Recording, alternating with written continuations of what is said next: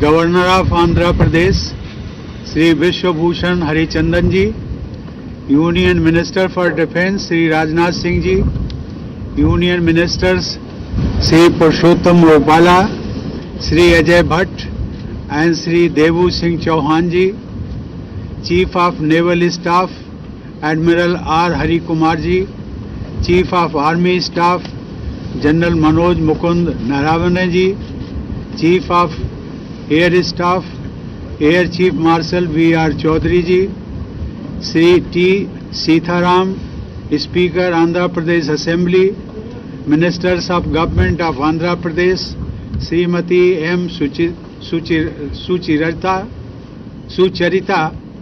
Sri B. Satyanarayana, Sri K. Kannu Babu and Sri Srinivas Rao, Lieutenant Governor of Andaman and Nicobar Islands, Admiral D.K. Joshi, officers and sailors of the Indian Navy, distinguished guests, ladies and gentlemen. It gives me great pleasure to be here with you today. I am pleased to review the readiness of the Indian naval ships, submarines, aircraft and other elements of our maritime power today. The excellent parade of ships, aircraft and submarines showcases the professional competence and determination of the maritime services of the nation. The parade also showcases the preparedness of the Indian Navy for any contingency. This beautiful city of Visakhapatnam, also popularly known as Vizag, has been an important port for centuries. Historically, it has been known as a crucial hub of transnational trade and commerce. From the 6th century before Common Era to the 21st century, Vizag continues to be an important center for industry and economy. Its strategic importance is underlined by the fact that the headquarters of the Eastern Naval Command of the Indian Navy is located here. Ladies and gentlemen, Vizag made a glorious contribution during the 1971 war. The Golden Jubilee celebrations of India's victory in that war under Swarnim Vijay Varsh concluded recently. I recall the heroic action of the Eastern Naval Command in the naval blockade of the then East Pakistan and the sinking of Pakistan's submarine Ghazi. That was a decisive blow to Pakistan. The 1971 war remains one of the most emphatic victories in our history. Officers and sailors, India believes in security and growth for all in the region, to focus on cooperative measures for sustainable use of oceans. A large part of global trade flows through the Indian Ocean region. A significant portion of our trade and energy needs are met through the oceans. Safety of the seas and of the maritime commons therefore remains a critical requirement. The Indian Navy's constant vigil, prompt response to incidents and untiring efforts have been highly successful in this regard.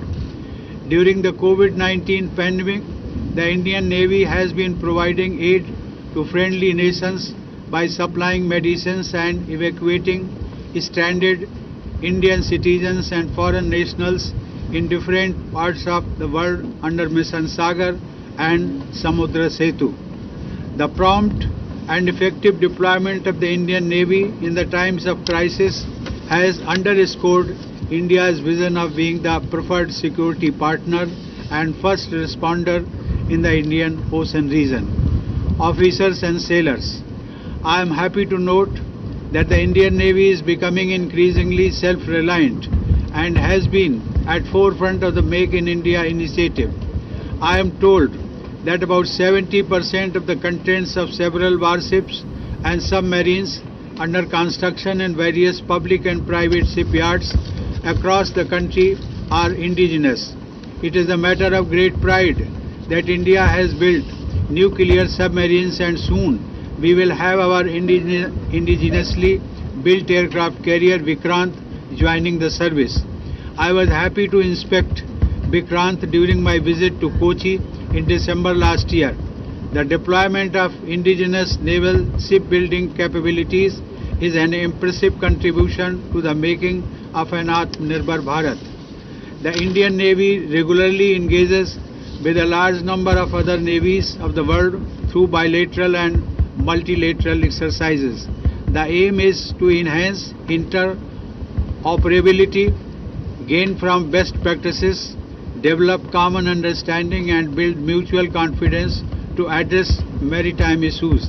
In this regard, I convey my best wishes for the forthcoming multinational naval exercise Milan 2022. I congratulate the Indian Navy for the splendid conduct of this historic event, overcoming all challenges and restrictions imposed by the pandemic. I also compliment the government of Andhra Pradesh as well as the administration and citizens of Visakhapatnam for extending all support to the Navy for conducting this fleet review. As the Supreme Commander of the Armed Forces, this is a moment of immense satisfaction for me. The nation is proud of our brave Navy personnel. My best wishes to the Indian Navy for safeguarding our national interests. Thank you. Jai Hind.